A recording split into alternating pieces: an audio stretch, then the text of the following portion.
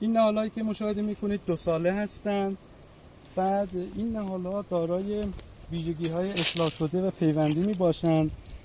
بعد این نهال‌ها به زیر نظر مهندسین کشاورزی، جهاد کشاورزی و متخصصین پیشکسوت نهال رشد کردند و این نهال‌ها از سال اول باردهی عالی دارند، مقاومت خوبی به سرما، گرما، کم آبی به مناطق جنوبی کشور، شرق، غرب، شمال کشور مناسب می باشند و این نهال‌ها ضمانتی می باشند.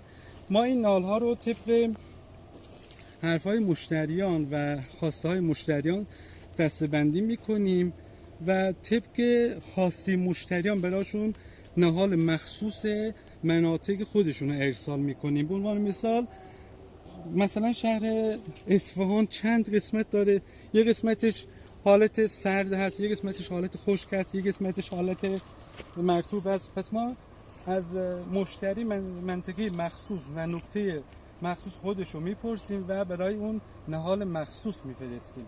این نهال ها از سال اول باردهی بسیار خوبی دارند، درشت هستند و ضمانتی هستند. اگر اینا سبز نشدن، بار ندادن، ما باز در خدمت شما هستیم، نهال جایگزین ارائه میدیم.